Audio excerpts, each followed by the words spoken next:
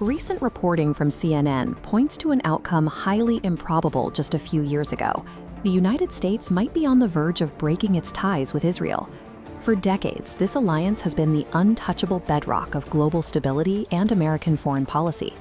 Washington has always stood as a guaranteed shield for Israeli interests. Now, even traditionally staunch pro-Israel voices within the Republican Party are shifting their tone, issuing stark public warnings to Israeli leadership. Vice President-elect J.D. Vance recently delivered an explicit ultimatum, demanding Israeli cabinet members stop launching political attacks against the President of the United States. Vance's message was blunt. Donald Trump is the very last sympathetic leader of a global superpower that Israel has left in its corner. This historic alliance is fracturing because the geopolitical goals of these two nations are suddenly colliding. An isolationist America is desperately seeking a diplomatic off-ramp in the Middle East. That objective simply cannot coexist with an Israeli leadership that appears determined to sustain a perpetual, ongoing regional conflict.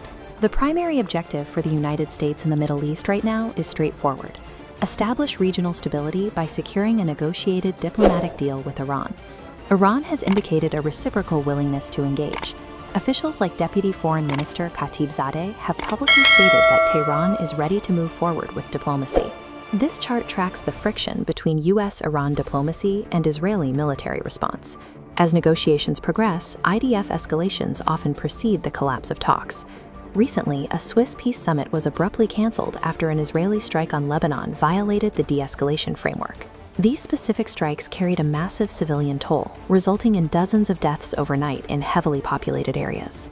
These military operations now function as a direct counterweight to American diplomatic goals, derailing the very peace talks Washington is trying to host. To understand why Israel is trapped in this cycle of escalation, we have to look at its internal politics. The current government relies entirely on a coalition of far-right extremists to stay in power. The primary architect of this unyielding national stance is National Security Minister Itamar Ben-Gvir. Ben-Gvir uses deeply inflammatory rhetoric to drive policy.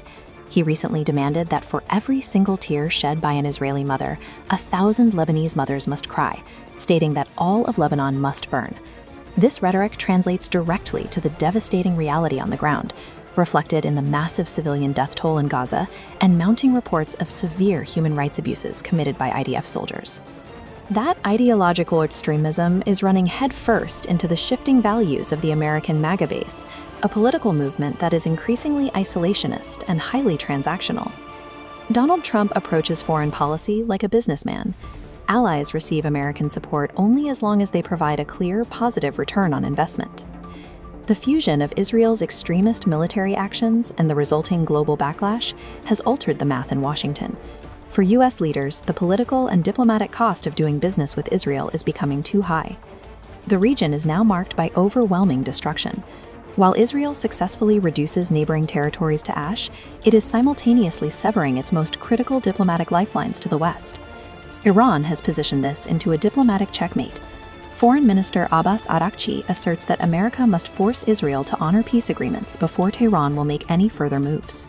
This places an ultimatum squarely on Washington's desk: choose between protecting an increasingly rogue ally or achieving broader Middle Eastern stability. For Israel, the immediate consequence is a fast-tracked trajectory toward total global isolation, and it is largely driven by Prime Minister Netanyahu's need to prolong the war simply to ensure his own political survival. Current events have created a jarring historical reality. A nation forged after genocide now sees its leaders adopt the rhetoric of mass destruction. These leaders appear willing to burn their global standing, alienate their superpower protector, and risk their citizens' future, all to sustain an endless war.